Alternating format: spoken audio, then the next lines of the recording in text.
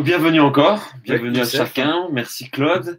On va commencer juste par se présenter, puis je vais commencer. Ça Tout à marche. fait, absolument. Donc, je m'appelle Youssef. Vous allez me voir pendant ce workshop-là. Vous allez me voir aussi ce soir, pendant la plénière de ce soir. C'est moi qui vous apporterai la parole de Dieu. J'ai 26 ans. Je suis développeur informatique. Je travaille dans l'aviation. Et aujourd'hui, ce n'est pas moi qui vais vous parler pendant ce workshop, c'est Claude. Je suis son assistant technique, Merci. essentiellement. Merci beaucoup, Youssef. Moi, c'est Claude. Je n'ai pas l'âge de Youssef. Vous allez voir mes cheveux gris, donc vous avez compris que j'ai un peu plus d'âge que lui. J'ai vu arriver Youssef à l'église. Je suis pasteur à la Porte Ouverte depuis maintenant 30 d'années. Avant ça, j'étais instit, j'étais enseignant. Et j'aimais beaucoup ce métier. Je suis marié avec Caroline depuis 29 ans. Nous avons 2 filles qui auront 16 ans ce mois de septembre. Donc j'ai des adolescentes qui en même temps suivent aussi les rencontres dans une autre pièce de la maison. C'est intéressant ce qui se passe et voilà. Donc, je peux dire d'autres. Voilà, c'est tout ce que je peux dire. Voilà, en tout cas, n'hésitez pas à envoyer des questions tout au long. Là, le dernier workshop, on a eu on a eu plein de questions les 2 dernières minutes. Ouais, c'est ça. Donc, n'hésitez pas à envoyer les questions tout au long pour qu'on puisse les traiter en temps et en heure. Et puis voilà, c'est parti. Voilà.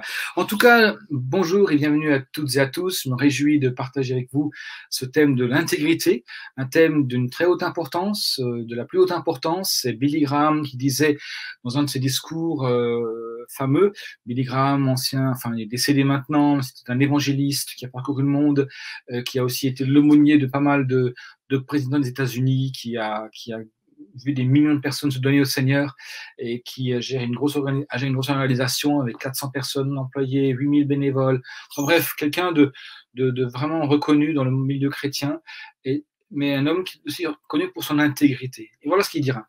Il dit, si vous perdez de l'argent, vous ne perdez rien. Si vous perdez votre santé, vous perdez déjà beaucoup. Mais si vous perdez votre intégrité, vous avez tout perdu. L'intégrité est la colle qui tient toute votre vie ensemble, entre l'intérieur et l'extérieur, entre le backstage et le frontstage. Je voudrais commencer par vous montrer 2 hommes, et vous allez me dire qui de ces 2 messieurs pensez-vous être intègre. D'un côté, il y a Reinhard Bonnke, évangéliste de l'Afrique, un Allemand qui avait beaucoup travaillé en Afrique. Il est connu pour son organisation Christ for All Nations. Et de l'autre côté, Harvey Weinstein, patron de Miramax, qui a fait pas mal de films, qui a remporté des Oscars. Et à votre avis, peut-être le marquer, vous envoyez un petit message. Qui de ces 2 hommes pensez-vous qu'il ait été un homme intègre? À vos marques, prêts, partez, lancez-vous au téléphone. Alors, je ne sais pas si on va les recevoir assez rapidement. La réponse est assez évidente. C'est assez évident. C'est un peu comme quand on regarde un match de football, qui a marqué le but, ou on regarde The Voice, qui a chanté, machin. C'est assez évident. On a un petit Reinhard Bonnke là. Reinhard Bonnke. Reinhard, oui. Ah oui, Reinhard, bien sûr. Et c'est Reinhard Bonnke, que je connaissais personnellement, qui était vraiment, j'ai eu l'occasion de traduire à l'église, qui était vraiment un homme d'intégrité. C'est Jack Hayford, un de ses amis, pasteur de Californie, qui va nous dire la chose suivante, qui nous a raconté à quel moment il a donné son amitié à Reinhard Bonnke. Il s'était retrouvé autour d'une table après une grosse évangélisation en Malaisie et les journaux avaient encensé cette évangélisation. Il y avait beaucoup de monde. Il parlait du million de personnes qui avaient assisté à cette évangélisation. Et Reinhard Bonnke qui dit comme ça à Jack Hayford, Jack, les médias exagèrent. Et pas 1 million. Allez, maximum 600 000. Et à cause de cette intégrité par rapport aux chiffres, Jack Hayford va donner son amitié à Reinhard Bonnke. Weinstein, vous connaissez, il a été accusé de nombreuses agressions sexuelles dans le milieu du cinéma. Tout ça pour dire quoi? Pour dire que dans les 2 cas de figure, ce qui a fait la différence entre ces 2 hommes, c'est leur intégrité. Alors, quel que soit votre appel sur votre vie, et j'espère et je crois que Dieu a un appel sur chacune de nos vies, quel que soit le ministère auquel Dieu vous destine, quel que soit le destin auquel Dieu vous prédestine, quel que soit le niveau que vous allez atteindre dans votre vie, si vous manquez d'intégrité, vous manquez de l'essentiel. Alors, l'intégrité, c'est quoi? Parlons un petit peu allons un petit peu à la découverte de l'intégrité. Je voudrais à ce propos-là lire un texte dans Genèse chapitre 20, versets 1 à 6, et je lis: Abraham partit de là pour la contrée du Midi, et s'établit entre Kadès et Shur, et fit un séjour à Guérar. Abraham, l'homme de Dieu, l'homme de foi, c'est pas un nouveau chrétien là, il a déjà quelques années derrière lui, dit de Sarah, sa femme, c'est ma sœur. Abimelech, roi de Guérar, fit enlever Sarah. Apparemment, malgré son âge avancé, cette dame était très très belle, et comme c'était la sœur d'Abraham, aux yeux d'Abimelech, il l'a fait enlever pour l'intégrer dans son harem. Et à l'époque, avant qu'un roi ne touche une femme de son harem, une nouvelle venue, il fallait d'abord qu'il passe tout un processus de cosmétique pour être suffisamment belle pour lui. Voilà. Donc plusieurs mois sont écoulés, et donc pendant ce temps-là, eh bien Dieu lui dit, il apparut un songe et dit à Abimelech: voici, tu vas mourir. Pas mal ça, message, hein, ça réveille. Ah, c'est sûr. À cause de quoi? À cause de la femme que tu as enlevée, car elle a un mari. Abimelech, il s'était point approché d'elle, donc il n'a pas couché avec elle, répondit: mais Seigneur, mais ferais-tu périr même une nation juste? Ne m'a-t-il pas dit, c'est ma sœur, et elle-même, n'a-t-elle pas dit, c'est mon frère? J'ai agi avec un cœur pur et avec des mains innocentes. Autrement dit, j'ai été intègre. Et Dieu lui répond en songe: je sais que tu as agi avec un cœur pur. Autrement dit, un cœur intègre. Aussi t'ai-je empêché de pécher contre moi. C'est pourquoi je n'ai pas permis que tu la touches. Maintenant, rends la femme de cet homme, car il est prophète, il priera pour toi et tu vivras. Mais le choix t'appartient. Si tu ne la rends pas, sache que tu mourras, toi et tout ce qui t'appartient. Ce qui est frappant dans ce texte, c'est que Dieu va honorer l'intégrité d'un homme qui n'est même pas croyant. Donc l'intégrité n'est pas juste une question d'être chrétien, c'est un homme intègre, en n'étant pas croyant. Et quelque part, au passage, il met aussi en évidence le manque d'intégrité d'Abraham, qui, tout en étant un homme croyant, a continué à dire autour de lui, c'est ma sœur, alors qu'effectivement, elle était sa demi-sœur. Et donc, on se rend compte qu'il y avait là un manque d'intégrité d'un côté, mais l'intégrité d'Abimelech l'a préservé d'un jugement. Dans Genèse chapitre 1, verset 1, je voudrais qu'on aille vers la définition du mot intégrité. On a cette phrase incroyable. Au commencement, Dieu créa les cieux et la terre. Si on voulait être exact dans la traduction, de manière littérale, pas littéraire, mais littérale, il aurait fallu traduire comme ça. Au commencement, les dieux, au pluriel, créa, au singulier. Alors, les traducteurs ont convenu, ont fait une convention en se disant que le mot Dieu, dans la Bible, fait référence à une triunité, mais à une unité profonde. Les trois sont un. Et c'est cette notion de un, d'être entier, d'être intègre, intégralement, qui ressort de ces textes-là. La définition, c'est quoi, le mot intégrité? État d'une chose demeurée intacte, qui n'a pas subi d'altération. Peut-être si je vous disais casque intégral, vous allez mieux comprendre le mot intégrité. Casque intégral, je suis entièrement couvert. Calcul d'une intégrale. Je me rappelle des mots de tête que ça m'a fait quand j'étais en première ou en terminale. C'est calcul d'intégrale. Je ne comprenais pas grand-chose. Mais on calcule l'intégralité d'une surface parfois très très particulière. L'intégration sociale, le mot intégrité a donné lieu à naissance au mot intégration sociale, culturelle. Des gens viennent d'un autre pays, d'une autre culture et ils s'intègrent. Ils deviennent un avec la culture locale du pays dans lequel ils s'installent. Le mot inverse, c'est plus parlant encore, c'est le mot désintégration. Ça peut-être ça parle mieux, hein, désintégration. Se désintégrer une image, désintégrer un atome, désintégrer une société, etc. Tout ça, ça fait apparaître le sens profond du mot intégrité. Alors allons plus loin un instant Et cette définition complémentaire, c'est la concordance entre des paroles et des actes. Entre paroles et actes. Et c'est bien plus d'ailleurs. C'est la fidélité à soi et au système de valeurs basé sur la foi en Christ. En tout cas pour nous croyants. Les gens païens sont des fois tout aussi intègres, dans le sens négatif du terme. C'est-à-dire, ils sont cohérents avec eux-mêmes. Ils font des choses absurdes, mais ils sont cohérents avec eux-mêmes. Mais nous, l'intégrité biblique, c'est la fidélité à soi et au système de valeurs basé sur la foi en Christ, peu importe le lieu, peu importe que vous soyez à l'église le dimanche, ou que vous soyez sur une plage de la Méditerranée au mois d'août, que vous soyez avec le pasteur en face de vous, les parents à côté de vous, ou que vous soyez toute seule ou tout seul dans un groupe avec qui vous sortez, l'intégrité, c'est la fidélité à soi et au système de valeurs basé sur la foi en Christ. Et cette intégrité, il y en a un qui va toujours vous savonner la pente pour qu'elle soit entachée, qu'elle soit malmenée, qu'elle soit altérée. On peut continuer ? L'intégrité, c'est un vocabulaire de l'âme. C'est pas un vocabulaire scientifique, c'est pas un vocabulaire sanitaire, c'est un vocabulaire de l'âme. L'intégrité, c'est une âme en bonne santé. Se désintégrer, imploser, c'est justement avoir une âme en mauvaise santé.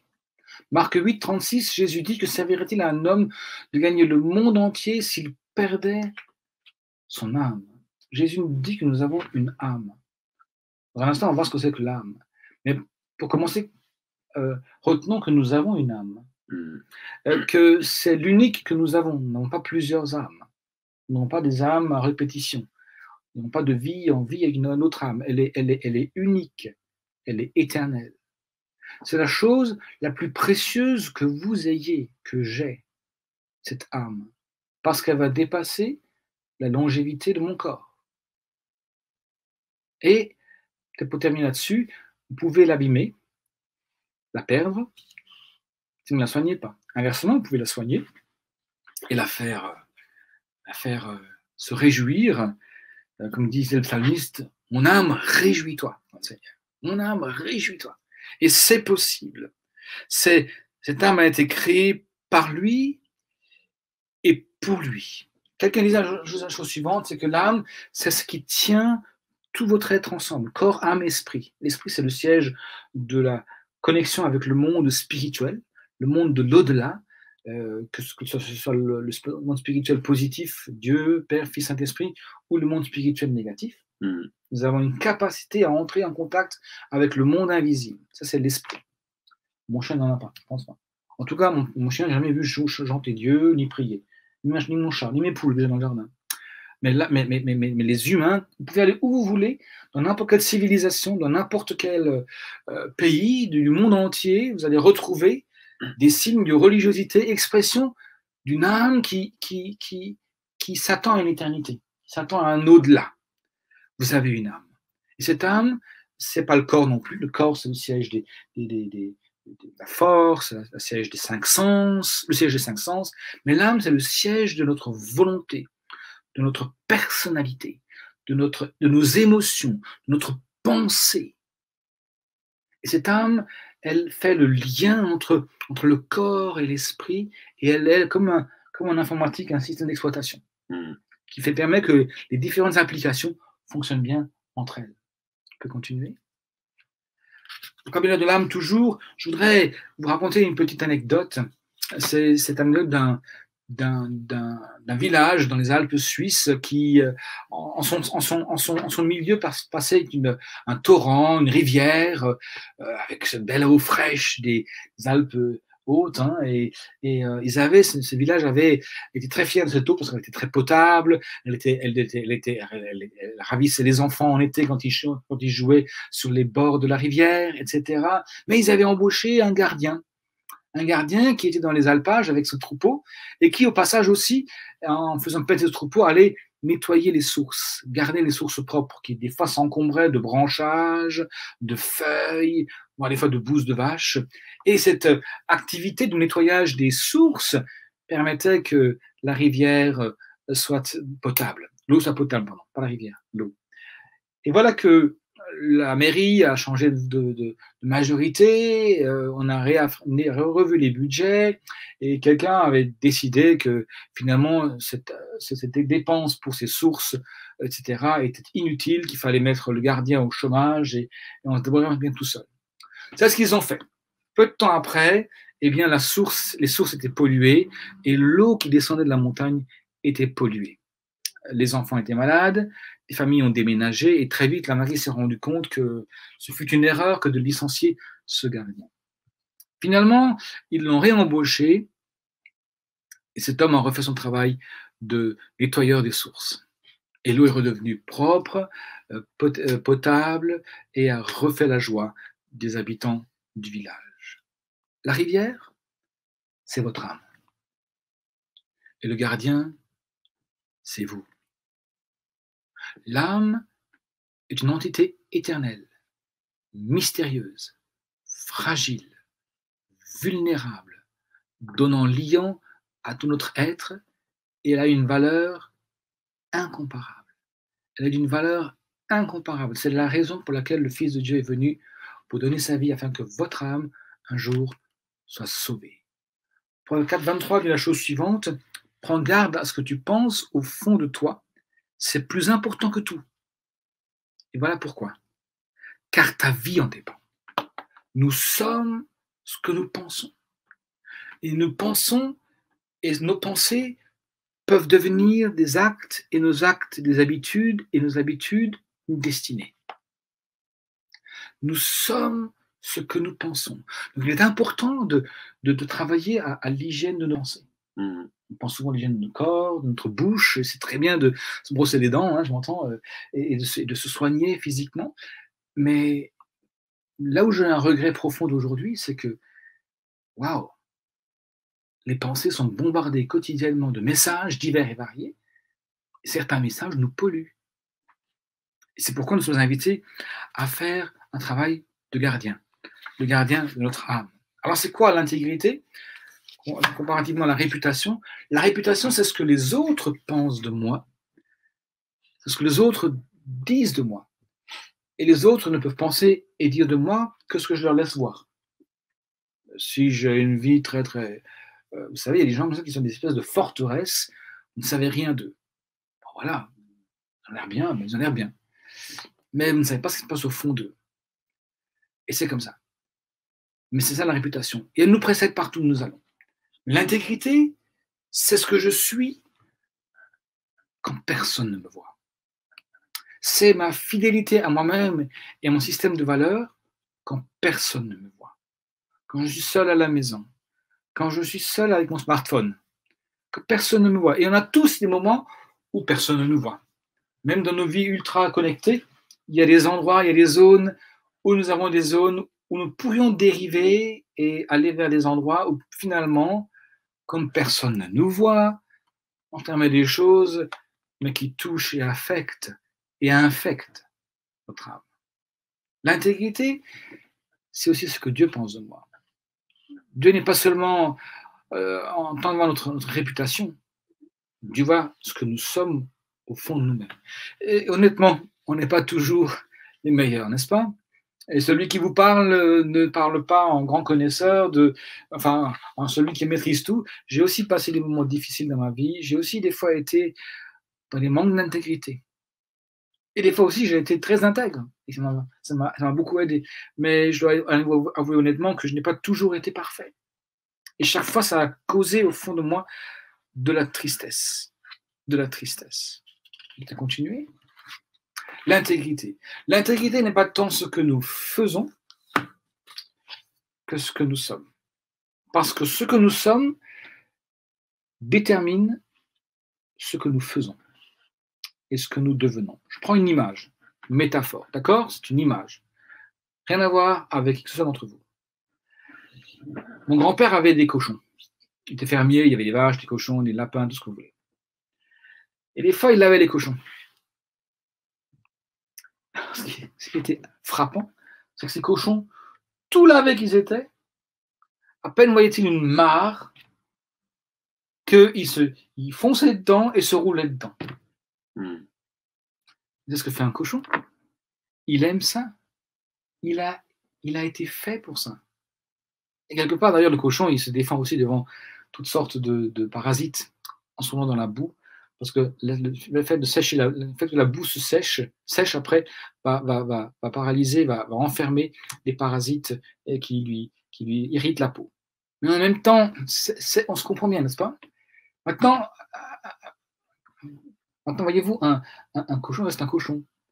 À moins que son cœur ne change profondément, il ne pourra pas changer. Donc, c'est une question d'identité. Ce que nous sommes détermine ce que nous faisons et ce que nous devenons. Il y a cette histoire vraie d'un petit aiglon qui s'était perdu, une histoire d'Afrique du Sud, un petit aiglon qui s'était perdu dans un poulailler. Et comme la maman aigle ne l'avait pas retrouvé, le petit aiglon, il était là et il a commencé à faire comme les poules, à picorer les graines, à se tenir dans le fumier, à chercher les petits vers, etc. Et le petit aiglon, tout en étant différent des poules, il voyait cette poule, il était différent et il comprenait pas qu'il était différent. Mais voilà qu'un jour, la maman aigle a plané au-dessus de la basse-cour. Et voilà que elle lance un cri. Et ce cri est parvenu aux oreilles de l'aiglon. Et l'aiglon, ça a réveillé au fond de lui sa véritable nature. Et elle a continué à crier et à lancer des cris. Parce que l'aiglon se rend compte que finalement, il n'est pas une poule, mais il est un aiglon appelé à vivre dans l'altitude, dans les airs. Et à un dernier cri, finalement, l'aiglon a commencé à battre des ailes et s'est élevé avec le courant ascendant pour rejoindre sa mère et se débarrasser et fuir les poules. C'est de ça qu'on parle, une nature différente.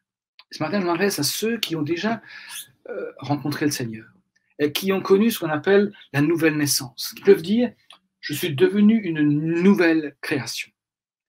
Ce n'est pas juste des mots en l'air, c'est des réalités spirituelles. Ce que Dieu a voulu de tout temps, ce n'est pas tant que vous ayez une religion. Ce que Dieu a voulu de tout temps, c'est devenir votre Père. C'est faire de vous son fils et sa fille, ses fils et ses filles. C'est de vous communiquer, de me communiquer la nature même de Dieu.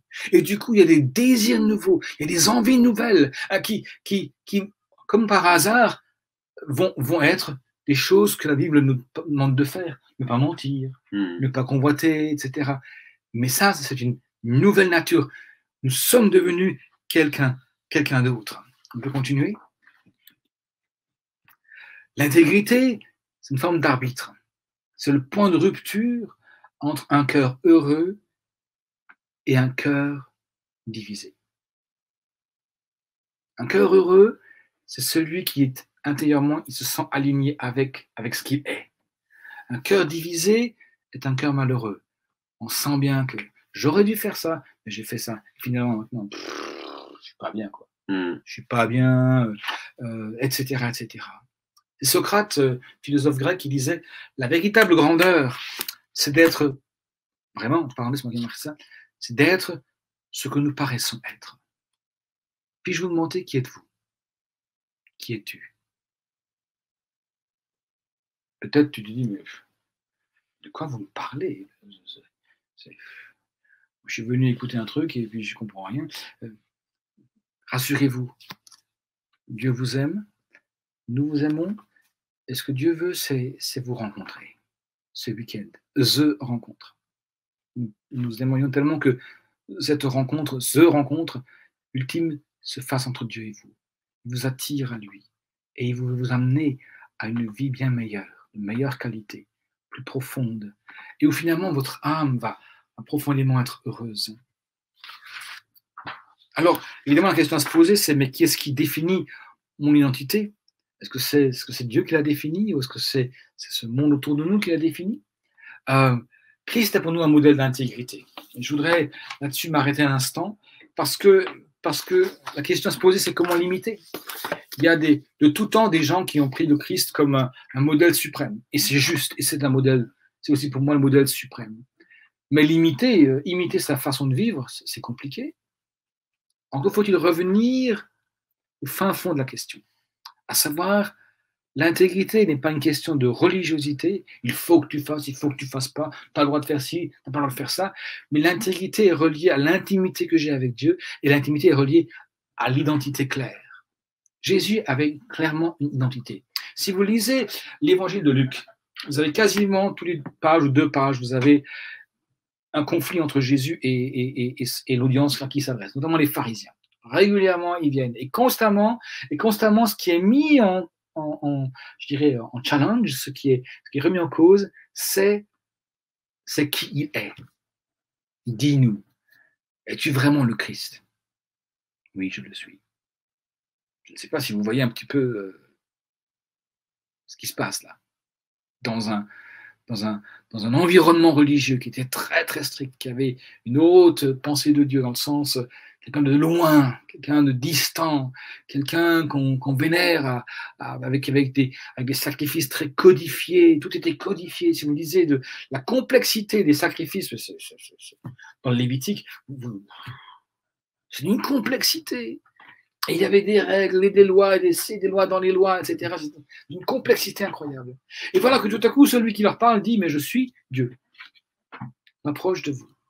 Et pour information, l'évangile, contrairement à la religion, si la religion, elle met en place de la distance entre Dieu et les hommes et du délai dans les réponses, la bonne nouvelle de l'évangile, c'est justement Jésus est venu annuler la distance.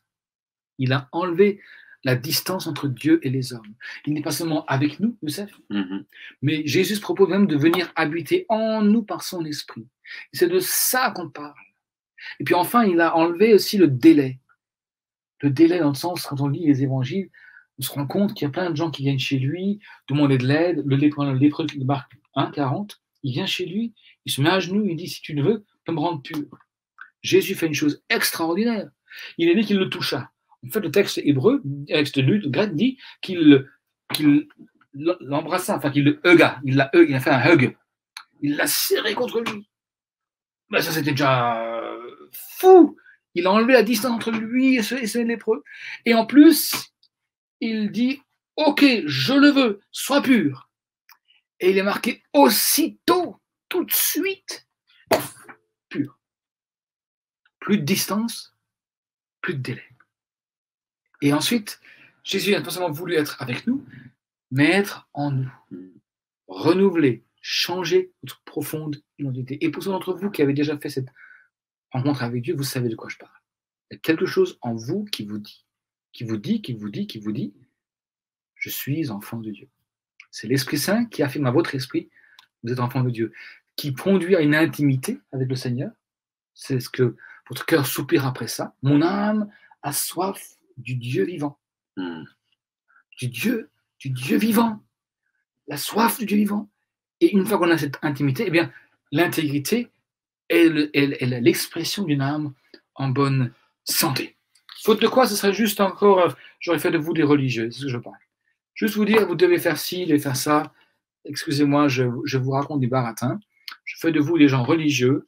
Vous n'allez pas y arriver, vous allez être déçus. Vous allez vous dire, mais ça ne marche pas la religion chrétienne. Effectivement, la religion chrétienne ne marche pas. Par contre, la connexion d'un homme, d'une femme, d'un jeune homme, d'une jeune femme avec Christ, une nouvelle naissance, une véritable vie nouvelle, ça marche. Alors l'intégrité, comment imiter le Seigneur? Eh bien, c'est un alignement intérieur qui produit des résultats extérieurs. Vous connaissez sûrement cette histoire, cette parabole de Luc 15 où effectivement on a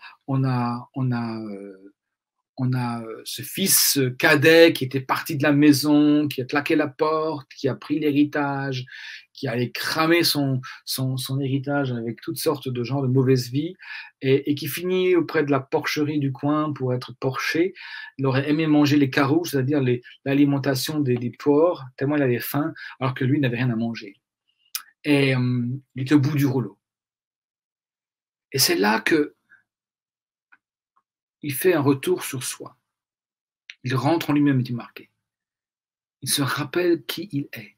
Je suis le fils de cet homme à qui j'ai claqué la porte au nez. Je vais le retrouver. Je vais le retrouver. Et je vais lui dire, j'ai péché contre toi et le ciel. Et je ne suis pas digne d'être appelé ton fils. Et laisse-moi venir travailler chez toi comme ouvrier. Et je me contenterai de mon salaire.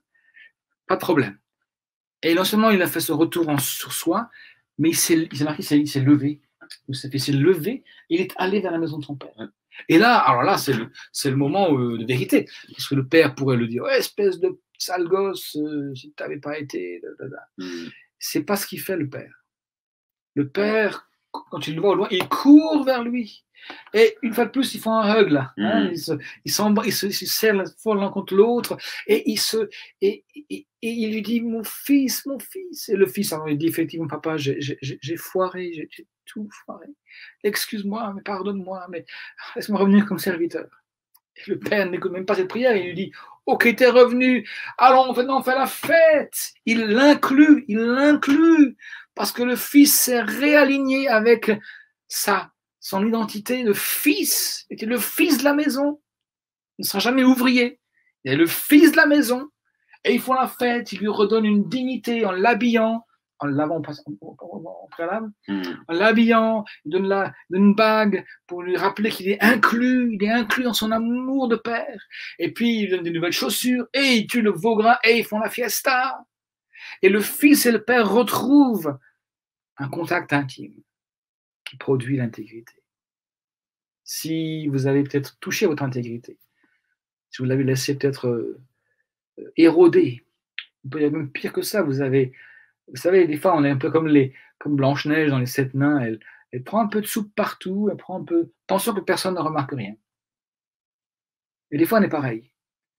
On prend notre intégrité comme un bout de saucisse, de viande séchée des grisons, ou un jambon de Bayonne qu'on a bien séché, qui est très très dur, et on coupe des fines lamelles, comme une lame comme une feuille de journal.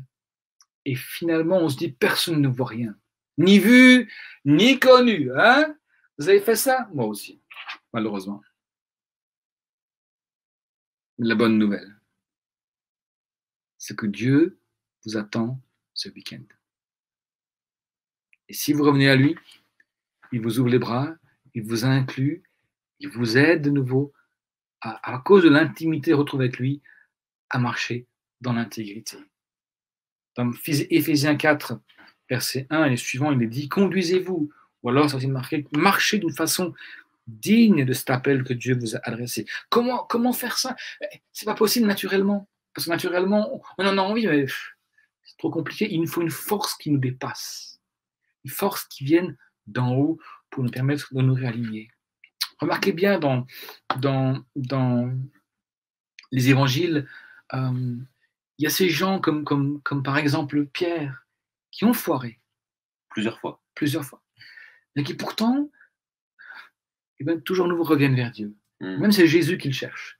Jésus dira, écoutez, aux femmes qui ont été là à la résurrection, il dira, écoutez, allez dire à mes frères et à Pierre de me retrouver en Galilée. Il y avait besoin de préciser et Pierre, parce que Pierre devait se sentir mal à l'aise. Ouais, c'est sûr. Il avait manqué d'intégrité, il a tout lâché, il est parti, il a fui, il a pleuré amèrement après son reniement, voilà.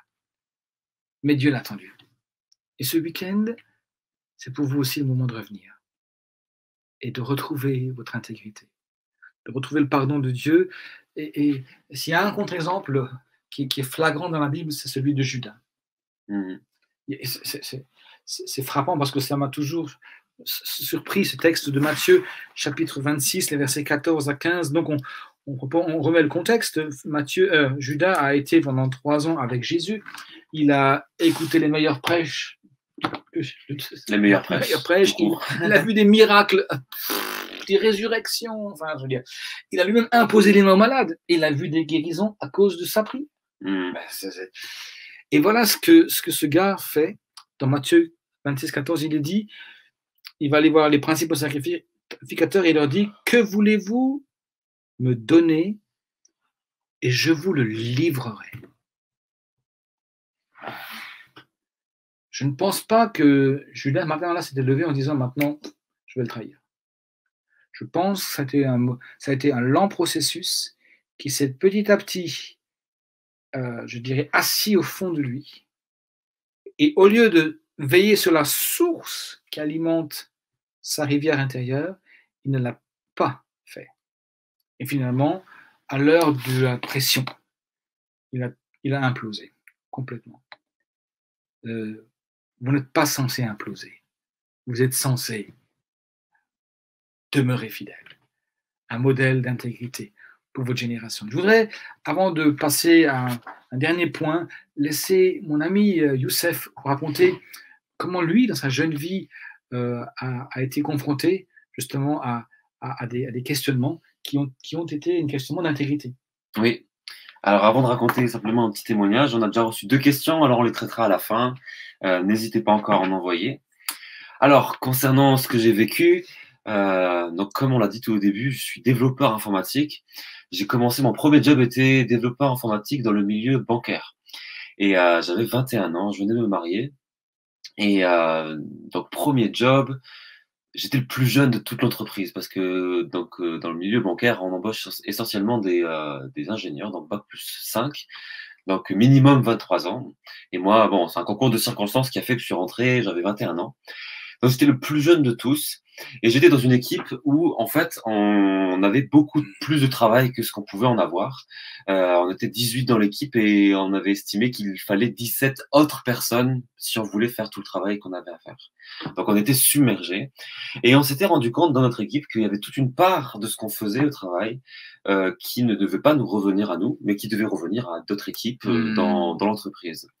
Alors simplement, mon chef d'équipe m'a demandé de faire un bilan, un état des lieux sous forme d'un fichier Excel avec des chiffres en référençant toutes les activités qu'on faisait, le temps qu'on y passait et pour voir quelle part de notre travail pouvait être remis à d'autres entreprises, à d'autres équipes plutôt. Et ce fichier Excel allait être présenté à son propre chef, donc au chef de mon chef, pour prouver voilà tout ce qu'on fait, qu'on ne devrait pas faire, et que ça puisse être remis à d'autres équipes. Alors, j'ai fait ce travail-là. Mon chef estimait, espérait que ça fasse 25% un petit peu de notre travail, de notre charge de travail. Après avoir étudié pendant plusieurs semaines notre manière de travailler, je me suis rendu compte qu'en fait, ça représentait pas 25%, mais ça représentait plus 9-10%, si je me rappelle bien. Et, et, euh, et en fait, comme tu disais au début, Reinhard Banquet, ben, il a été fidèle au niveau des chiffres. Et c'est ce que Dieu, en fait, m'a demandé. Alors, il ne m'a pas demandé avec une voix claire. Ça s'est passé comment alors? Ben, justement, on a eu une réunion, une pré-réunion. Alors, voilà, dans le monde du travail, des fois, on a ce qu'on appelle la réunionnite. On a des réunions à tout va. Donc, on avait une réunion pour préparer la réunion que mon chef allait avoir avec son propre chef. Et donc, je présente ce fichier Excel sur lequel il y a marqué 9% au lieu de 25% que mon chef attendait. Et donc, naturellement, mon chef, il a dit, OK, d'accord, bon, c'est pas 25%, c'est 9%. Alors, Youssef, tu vas falsifier le document Excel. Carrément. Tu vas changer les calculs. Il faut qu'apparaisse 25%, quelque chose de proche de 25%, pour que ça fasse poids face à mon chef, pour qu'il accepte de changer les choses. Et là, je me suis dit, en fait, ça allait très vite. Comme je disais tout à l'heure, donc au premier workshop, je leur disais, mais on te prévient pas à l'avance que tu vas devoir prendre une décision qui va soit corrompre ton intégrité, soit la maintenir. Ça arrive très vite. C'est pas une chose que tu te répètes en permanence, je dois faire attention à mon intégrité, je dois faire attention à mon intégrité. Mais il faut savoir qu'il y a des moments qui arrivent, et donc du coup, c'est bien de prier pour ça de manière régulière, pour des moments où ton intégrité va être mise à l'épreuve. Et là, c'était un moment pour moi où mon intégrité était mise à l'épreuve. On était 3-4 dans la pièce, et j'ai décidé, alors que j'avais en face de moi des gens qui avaient l'habitude de travailler, l'habitude de faire ce genre de magouille. J'ai dû leur dire en face, je dû leur dire, ben, je ne prendrai pas part à ce mensonge. Je ne changerai pas quoi que ce soit du fichier Excel. Alors, on ne peut pas forcer les gens à être intègres. Je leur ai dit, ben, ce fichier Excel, il est à votre disposition. Si vous voulez le changer, vous le changez. Si vous le changez, ben, je ne porte pas la responsabilité. Ce n'est pas moi qui l'ai fait, ce fichier Excel, s'il faut qu'il change. Vous pouvez pas le remettre sur moi, cette responsabilité. Et Et la réaction, c'était que tout le monde a éclaté de rire. En fait, tout le monde pensait que c'était une blague. Ils pensaient vraiment que c'était une blague. Et j'ai un collègue qui m'a dit, mais t'es sérieux? Il ne me croyait pas que j'étais sérieux. Et j'ai dû maintenir. J'aurais pu encore faire demi-tour et dire non, c'est une blague. J'ai dû maintenir et dire non par rapport à ma foi, par rapport à qui je suis réellement à l'intérieur de moi, ce n'est pas cohérent. Alors je ne mentirai pas, je n'irai pas dans cette direction-là. Et j'ai eu raison parce que finalement ils ont falsifié ce document. Ils ont présenté ce document donc à la direction et à plusieurs autres équipes. Et ils ont reçu des félicitations pour ce document de la direction. Et la direction a demandé, donc le chef de mon chef a demandé à mon chef de lui transmettre ce document pour le transmettre à toutes les équipes, pour que toutes les équipes puissent faire ce travail-là, pour transmettre à qui de droit le travail qui doit pas être, qui est mal placé. La réunion s'est terminée. Mon chef a dit bien sûr, on va vous transmettre ce document. La réunion s'est terminée. Ils ont coupé la caméra, ils ont coupé le micro. Et mon chef, il a dit, mais comment on va faire? Comment on va faire? Parce que maintenant, si on leur transmet le document Excel avec l'erreur, avec le mensonge à l'intérieur, ils vont se rendre compte qu'il y avait un mensonge. Si on leur transmet le document Excel sans le mensonge, ils vont se rendre compte qu'on a menti et que les chiffres n'étaient pas vrais. Là, moi, je ne faisais plus partie de ce calcul-là, mais je sais qu'il a dû, en fait, il a dû mentir davantage ou il a dû reconnaître ses torts. Je n'ai pas su le fin mot de l'histoire. Ah, c'est pas d'accord. Je n'ai pas eu, non, je suis parti de l'entreprise 9 mois après et c'est des procédures qui prennent du temps. Mais, mais ce que ça a produit, alors j'étais déjà fier d'avoir fait ça. J'étais déjà en accord avec moi-même. J'étais en accord avec Dieu. Et j'étais, par la suite, mes collègues, et il y en a un qui m'a fait cette remarque-là, je me souviendrai toujours, il m'a dit, mais je sais que on peut te faire confiance. Je sais que ce que tu dis, c'est vrai. Et dans le milieu de l'entreprise, souvent, ben, en fait, c'est biaisé. On sait plutôt que la plupart des gens mentent, en fait. On sait que la plupart des gens vont défendre leurs intérêts et que le mensonge n'est pas du tout exclu pour défendre les intérêts. Et donc, voilà, c'était une des expériences que j'ai vécues. Par rapport à ce que tu disais tout à l'heure, tu disais que, voilà, quand on a manqué d'intégrité, on peut revenir à Dieu, mais on n'est pas obligé de manquer d'intégrité. C'est ça. Il y a l'autre chemin et vous allez être confronté à ça. Il y a la possibilité aussi d'être intègre. Et vous allez avoir des situations au travail, dans votre famille, auprès de vos amis. Vous allez devoir prendre position et être intègre. Et c'est ça le bon chemin. C'est ça qui vous assure aussi la paix dans votre cœur et la paix vis-à-vis de Dieu. Merci beaucoup. Tu avais 21 ans à l'époque, 21, oui. bien jeune. Tu te sentais fort à ce moment-là? Non, mais non, je voyais bien que j'étais le plus jeune de l'entreprise. Et je me sentais, quand j'ai pris cette décision-là, j'avais l'impression de faire quelque chose qui allait peut-être me coûter ma place ou en tout cas ma réputation. Mais je savais que c'était quelque chose qui était bien par rapport à Dieu. Juste, exactement. Juste. Alors tu disais que Dieu t'a dit, alors comment il te l'a dit? Ben, il me l'a pas dit oralement, en fait. Voilà, c'était une conviction dans mon cœur. Je pense que ça découle finalement ça découle de ma lecture de la parole, de ce que j'ai pu entendre dans les prédications, de ce que tu es, quoi. De ce que je suis, voilà, de ce que Dieu a déposé en moi depuis que je lui ai donné ma vie, quoi, petit à petit.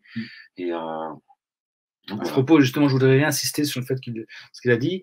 Il y avait j'ai parlé de deux façons d'être intègre, soit de revenir à l'intégrité quand on a foi, quand on a été en désaccord avec Dieu, mais aussi justement d'être intègre, marcher en intégrité. Je me rappelle une histoire, j'étais en formation dans un Goethe-Institut en Allemagne, près de Munich.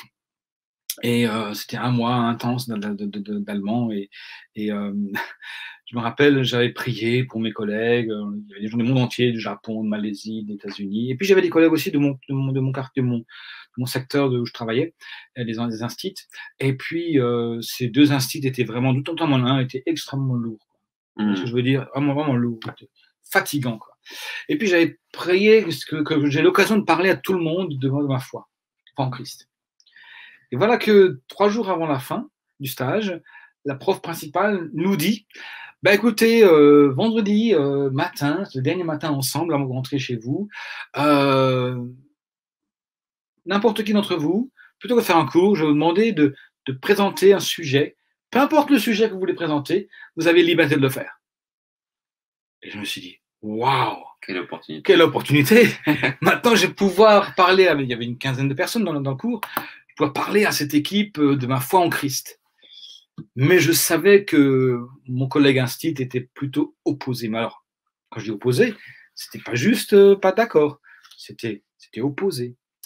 Donc j'ai pris tous les gants de velours dans des gants de satin pour parler de ma foi, etc. Mais à un moment donné, bah, les choses deviennent claires, quoi. Et je l'ai senti devenir méchant.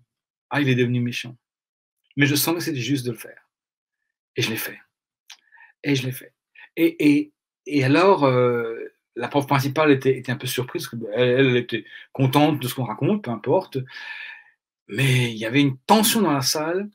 Voilà, j'ai fini mon speech et puis je me suis rassis. Et alors, c'était marrant. On est allé dans le vestiaire et j'avais des collègues américains qui sont venus me voir et me dire Hey, well done. Moi qui me sentais agressé et qui me faisait transpirer, il y avait des gens qui j'ai dit, il m'a dit T'es courageux, t'es vraiment courageux. Et je voudrais parler de cela un instant. Il faut du courage. Et Dieu a choisi les gens faibles pour confondre les fortes. Et souvent, on se dit, ah, moi, je ne suis pas courageux, comme Claude ou comme Youssef. Youssef n'est pas un vieux, il est un jeune, hein, il a 21 ans, tu disais. J'avais 21 ans. 21 ans. Et à l'époque, moi, j'avais 23, peut-être, 24, maximum. Je veux vous dire, c'est que Dieu rend les faibles forts. C'est ce qui est dit dans Hébreux 34, 11-34. Dieu rend les faibles forts. Et si vous vous sentez faible, j'aimerais vous dire qu'il va vous rendre fort. C'est avec des gens faibles que Dieu a créé, a fait diffuser l'évangile. Pas des super théologiens, des philosophes, non, des gens fragiles. Et vous êtes peut-être faible à vos yeux, Dieu va vous rendre fort. Alors pour terminer rapidement, les effets positifs de l'intégrité, vous l'avez entendu chez Youssef, ça suscite la confiance, c'est vrai, c'est une source d'influence profonde. Les gens qui sont intègres vont influencer leur zone d'influence. La famille, un groupe de maison, le groupe de jeunes, un département dans une entreprise, des collègues, etc. Par ailleurs aussi, ça produit une solide réputation. Pas juste de l'image, mais une solide réputation. Et que vous vouliez ou que vous ne vouliez pas, ma réputation, votre réputation vous précède là où vous allez. Et si quelqu'un vient avec une réputation d'homme droit, de femme droite, ça va vous précéder. Vous serez exemplaire, crédible. C'est justement cette crédibilité ou cette confiance que les gens vous font qui sont extrêmement importantes de tout temps, en toute société. Écoutez voir Dwight Eisenhower, ancien général américain qui avait organisé le D-Day, le débarquement, qui est devenu après aussi le président des États-Unis. Voilà ce qu'il dira. Diriger les hommes implique que des hommes vous suivent. Pour qu'ils vous suivent, il faut avoir leur confiance. C'est pourquoi la qualité suprême d'un dirigeant est indubitablement l'intégrité. Sans elle, aucun succès réel n'est possible, ni sur un terrain de foot, ni dans un corps d'armée, ni dans un bureau. Si les collègues le surprennent dans un manque d'intégrité, il échouera. Ses paroles et ses actes doivent concorder. C'est pourquoi le plus grand besoin, c'est l'intégrité et de grands projets. Et enfin, peut-être un dernier point, la direction divine. Je voudrais relever ce qu'a dit Youssef avant.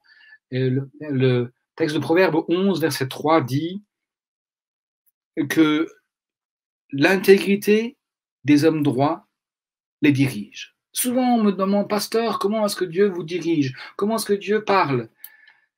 Eh bien, souvent, il ne parle pas, dans le sens un téléphone rouge, un appel téléphonique, un SMS, un WhatsApp, pas du tout. Audible. Non, mais vous savez, Youssef savait que s'il faisait ce mensonge, il allait toucher à la cohérence globale de son être, entre son âme et son esprit et son corps. Et du coup, il a pris la décision, il a fait agir sa volonté pour rester cohérent, pour rester intègre. Et ça l'a dirigé. Et grand bien lui a fait, à lui et à ses collègues. Et voilà, en tout cas, merci beaucoup pour ce témoignage. Ça m'a beaucoup réjoui d'entendre que tu aies pu faire ce choix-là. En tout cas, merci pour votre écoute. Je m'arrête là. Le temps passe très vite. Il est déjà 11h38. Il y a des questions. Il me reste 5 minutes. Les questions. Première question. Dans quelles circonstances on peut perdre son âme? Quand tu parlais tout à l'heure de gagner le monde, mais de perdre son âme, cette question est arrivée. Oui, je pense que perdre son âme, c'est cette fameuse désintégration intérieure. C'est-à-dire que tout à coup, on se scinde intérieurement. On n'est pas en dehors, à l'extérieur vers les autres, ce qu'on est fondamentalement au fond de nous-mêmes. Et ça, c'est quelque part, on ne va pas perdre l'âme dans le sens, on va perdre l'éternité, mais on va perdre son âme dans le sens, on désintègre sa cohérence globale. Perdre son âme, sincèrement, alors perdre son âme dans le sens, et je suppose que c'est ce sens-là qui avait été posé, dans le sens perdre l'éternité, une fois qu'on a été sauvé, la Bible en parle. Elle en parle à 2 endroits, dans l'Épître aux Hébreux. Pour en arriver là, enfin, en tout cas, si vous étiez sur ce point-là, vous ne vous poseriez pas la question. Parce que quelqu'un qui s'est perdu au tel point qu'il n'ira pas au ciel, c'est quelqu'un qui a fait vraiment ce qu'on appelle le péché contre le Saint-Esprit. Je n'en ai pas rencontré beaucoup dans ma vie, mais c'est rare, c'est extrêmement rare. Mais si c'est arrivé, si ça arrive à quelqu'un, la personne n'a plus la capacité de se repentir et donc même plus la capacité de penser à ce qu'elle puisse se faire pardonner par Dieu. Et du coup, elle est même pas capable, elle est incapable de se poser la question. Et donc, mais ça, c'est extrêmement, extrêmement, extrêmement, extrêmement rare. Généralement, ce qui se passe, c'est que les gens, ils ont, je prends une image, Youssef, les gens ont raté une marche dans l'escalier, ils sont tombés en bas, ils ont cassé une côte, ils ont fait une côte, cassé une jambe et un poignet, et ils crient au secours. Ou alors ils gémissent encore. Mais le fait qu'ils gémissent encore prouve qu'ils sont en vie. Et donc c'est pas si simple que ça de perdre son âme dans le sens perdre l'éternité. Une fois avoir accepté Christ. Une fois, oui, c'est ça, préciser. Oui.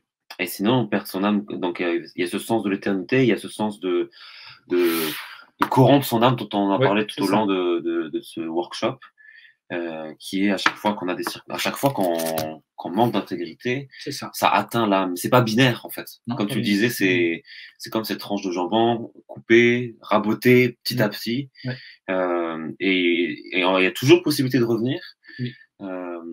Je voudrais nous rappeler à nous tous que Dieu est un Dieu d'amour. Il est lent à la colère. Il est riche en miséricorde. J'aimerais que tu te lises toi-même. Dieu est lent à la colère. Il est riche, mais riche en miséricorde. Ça ne veut pas dire qu'on doit faire n'importe quoi et puis profiter de... C'est pas de ça qu'on parle. Mais quand nous avons été en manque d'intégrité, nous rappeler que Dieu est lent à la colère et riche en bonté. Nous rappeler l'image de cette parabole du fils prodigue, combien le père a reçu ce fils et l'a vraiment accueilli profondément. L'a accueilli et l'a réinstitué dans sa position de fils, lui a redonné de la dignité, lui a redonné alors refait son alliance avec lui, de père à fils, et lui a redonné de pouvoir s'asseoir à table avec la famille. C'était pas un ouvrier, il est resté le fils. Voilà. Autre question, pouvez-vous réexpliquer l'intégrité, c'est ce que Dieu pense de nous à la fin du workshop? Je n'ai pas bien compris. Oui, ce que Dieu pense de nous dans le sens où Dieu peut mesurer si nous sommes intègres ou non, parce que justement, il est capable de voir au-delà de notre façade, au-delà de ce que nous présentons comme image. Il sonde les cœurs et les reins. Et si nous sommes intègres, c'est ce qu'il voit en nous. Et si nous manquons d'intégrité, il le voit aussi. C'est ça que je voulais dire. Peut-être pas assez clair. Encore une autre question. Bonjour, j'ai une question pour le workshop. Il y a dans le monde une expression qui dit que la vérité finit toujours par se savoir. Est-ce que bibliquement cela se confirme sur terre, à la fois pour les chrétiens et les non-chrétiens? Donc il y a dans le monde une expression qui dit que la vérité finit toujours par se savoir. Est-ce que bibliquement ça se confirme? Alors, je pense de manière générale, oui. De manière générale, oui. Et ce verset qui dit il n'y a rien qui est caché qui ne viendra pas à la lumière. C'est ça. Ça ne veut pas dire forcément que quelqu'un à qui on a menti, ou quelqu'un qui en a fait du tort, à qui on a fait une mauvaise réputation par exemple, que de son vivant, on rattrape les choses. Mais la vérité peut rejaillir parfois des années après son décès, après son départ, Je pense par exemple à des gens qui ont été des héros pendant le temps de la guerre, ou qu'on n'a pas reconnus tout de suite, mais qui ont manifesté les choses après, ou alors des gens qui ont été traîtres, des méchants, que ce soit pendant la guerre ou en dehors de la guerre, par exemple. Mais des gens qui ont... Je pense même à M. Madoff, M. Bernard Madoff, qui avait fait ce qu'on appelle la pyramide de Ponzi. La pyramide de Ponzi, c'est un mécanisme financier où les sommes que les uns injectent sont redistribuées en intérêt à ceux qui ont déjà injecté les sommes avant, dans un projet. Et finalement, à la fin, ça se casse la figure. Alors, pendant des années, ce monsieur a été invité dans les plus hautes sphères de la société. Il a brassé des milliards pendant 30 ans, je crois. Mais un jour, la vérité est montée à la surface. Un jour, la pyramide s'est effondrée parce qu'il n'y avait plus assez d'argent qui entrait pour payer des intérêts élevés à ceux qui avaient investi. Donc, il y a des gens qui ont perdu des fortunes. Et lui a fini en prison, il est mort récemment, je crois. Il a fait une prison à vie. Et regardez voir ce qui s'est passé avec cet homme-là, à cause du manque d'intégrité, son fils s'est suicidé. C'est moche. Mais oui, alors la vérité se montre à la surface. Et c'est vrai que tôt ou tard, elle monte. Même si des fois, elle ne monte qu'à la fin des temps, devant le trône de Dieu. Oui, mais finalement, des fois, ça, c'est le pire. C'est le pire, ouais. Parce que si on a réussi à tromper tout le monde, oui. Et qu'on a réussi finalement, comme le verset le disait, gagner le monde et perdre son âme, et là, il est question d'éternité. Alors, il vaut mieux des fois que la vérité rejaillisse de notre vivant. Il vaut mieux même des fois nous-mêmes la faire rejaillir avant qu'elle rejaillisse par quelqu'un d'autre. C'est juste. Plutôt que de l'attendre. J'ai un voisin du bout de la rue, là, qui était un monsieur sympathique. Vraiment un gars hyper sympa. Vu de dehors, vous lui donniez le bon Dieu sans confession. Il avait une femme avec qui apparemment ça se passait très bien. Enfin, une belle maison. Enfin, tout va bien, Madame la Marquise. Sauf que pendant 25 ans, il a trompé sa femme. 25 ans. Pendant 25 ans, il a littéralement trompé sa femme sans qu'elle le sache. Un jour, il implose. Bah oui. Il fait une profonde dépression. Il a amené en psychiatrie. Elle se présente 2 femmes à la chambre à coucher. Sa femme, c'est vrai, et la maîtresse, qui ne savait rien de la vraie femme. Ah oui, pour elle aussi, elle est la vraie femme. C'était... Vous savez, il y a des histoires qui ont existé comme ça, hein, des hommes qui avaient 2 familles aux États-Unis, l'une à l'Est, l'autre à l'Ouest, et qui partaient en voyage d'affaires pendant une semaine entière. Et à l'époque, il n'y avait pas d'Internet, pas de WhatsApp, ni rien du tout, mais où il y avait 2 familles qui des fois se retrouvaient littéralement à la tombe et découvraient qu'il y avait une famille, une autre famille en face. Lorsque le World Trade Center a été touché par les terroristes, il y a des personnes qui sont mortes, notamment des hommes, et à l'enterrement, les femmes ont découvert qu'il y avait des maîtresses. Oui. Donc oui, la vérité éclate, toujours. Enfin, je pense, oui, toujours. Il n'y a pas d'autres questions. On peut pour prier maintenant. Très bien. Donc, on va prier pour vous. J'ai vraiment à cœur que Youssef prie pour vous, que le faible devienne fort. Osée, le prophète, dit que le faible dise « Je suis fort ». Ne partez pas de ce workshop en se disant « Mais moi, j'y arriverai jamais ». Mais si vous allez y arriver. Christ habite en vous, vous allez y arriver. Vous allez devenir fort. Il rend le faible fort. C'est la pensée de Christ aussi pour vous. Que Dieu vous bénisse. Merci d'avoir participé à ce workshop. Prions ensemble. Alléluia, Seigneur, merci vraiment pour cette heure qui vient de passer. Merci pour ta présence, Seigneur, qui nous est chère, qui nous est précieuse. Et merci, Jésus, pour l'exemple que tu es. Seigneur, tu t'es abaissé jusqu'à nous. Comme on l'a entendu hier, lors de la soirée, Seigneur, tu as pris cette condition que nous avions d'être humain, tu es allé jusqu'au plus faible, Seigneur, pour nous montrer, Seigneur, que tu t'as baissé jusqu'à nous. Et ce n'est pas nous, Seigneur, qui sommes forts, c'est toi qui es fort. Et c'est toi qui nous rends forts, alors même que nous sommes faibles. Seigneur, je prie pour tous ceux qui ont entendu ce message ce matin, durant ce workshop. Seigneur, je prie en particulier pour ceux qui sont faibles, ceux qui se reconnaissent comme faibles, Seigneur. Ceux qui reconnaissent qu'ils ont manqué d'intégrité, même ceux qui sont allés bien trop loin, qui ne savent pas comment revenir. Seigneur, je te prie de leur accorder la vraie repentance, selon ta parole. De leur accorder de de sentir, Seigneur, vraiment à quel point non seulement ils se sont blessés eux-mêmes, ils ont blessé leur entourage, mais ils t'ont blessé toi, sur tout ton cœur, Seigneur.